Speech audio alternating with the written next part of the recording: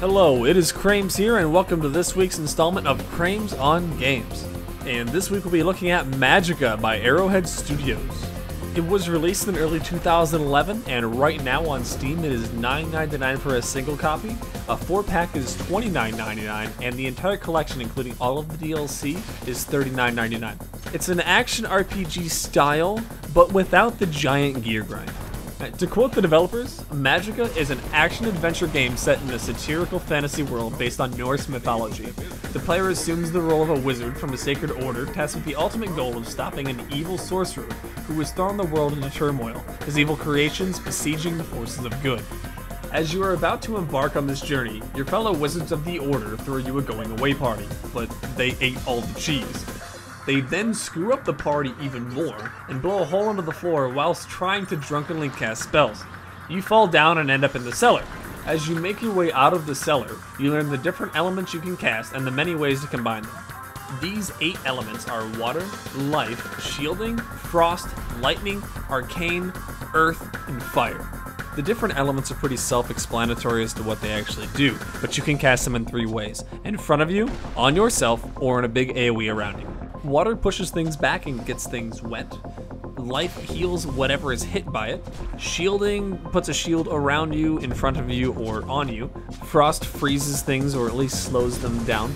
Lightning shocks people. Arcane just does straight up damage and is more of a beam focused energy.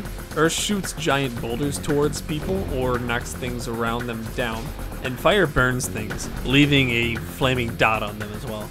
Now, when you go to cast a spell, you have up to 5 element slots that you can fill up with any combination of all 8 of these elements. Different combinations of different elements do different things.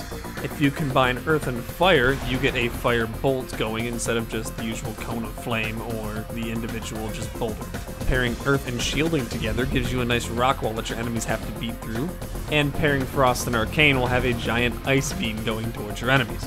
But when you're making these combinations, you do have to think of the actual relation to each other. You can't combine water and electricity, it just doesn't work. And you also have to be mindful of what state your character is in. If your character actually is wet, use fire on yourself to dry yourself, otherwise if you try and cast electricity, you're gonna hurt yourself. But the same goes for your enemies too. If they're wet, cast frost on them and they'll be frozen as opposed to just slow. That's where the fun and complexity in this game actually is. It's what spells should I cast based on the state of my enemies and actually what type of enemies I'm facing. You do pick up a bunch of pre-made spells along the way, and you pick up about 3 or 4 in the tutorial, but the combinations are for the most part endless and you have a lot of choices, trust me. While I've been playing through the single player, the story's actually been pretty funny and quite entertaining. But the main focus and the most fun part to me is killing my enemies in the most effective and ridiculous way possible. Because a lot of these fights with high enemy counts can get really tricky if you really screw up positioning. There are plenty of times where I just so happen to be caught in a corner and I just royally screwed myself to where I either couldn't move or I kept getting knocked up so much that I couldn't cast and I inevitably died. It was incredibly frustrating, but incredibly rewarding when I finally, after the 4th or 5th or 6th attempt of me screwing up and not finding out the obvious solution, that I actually beat it, and it took a little bit of figuring out. It made me feel like I was constantly learning and solving these different puzzles and made me a better wizard in game, and finding all these really cool combinations. It's just really fun. And part of the fun is making these split-second decisions as to what spell or spell combination I'm actually going to make, and remembering some of the combinations. And yet again, it's another game that doesn't take itself too seriously. And at least to me, it seems to focus on what's really at its core: being a wizard, combining crazy elements, and killing enemies. I've had this game for a couple years and I never really had the gumption to go in and just dive into it, and I'm glad I chose it for this week's review, because I feel like I've been cheating myself. It's a super fun and challenging game that makes you laugh and pisses you off beyond belief.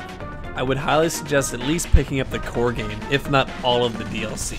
But if you do plan on getting all of the DLC, I would wait for one of the Steam sales, because it does go on sale during those pretty frequently. Thanks for watching this week's installment of Krames on Games. If you liked what you saw and you want to see more, hit that subscribe button and check out my past videos. If you want to get in contact with me, leave a comment down below or hit me up on Twitter. I'm always willing to talk to people and I love interacting with you guys. And until next week, I'll see you guys later.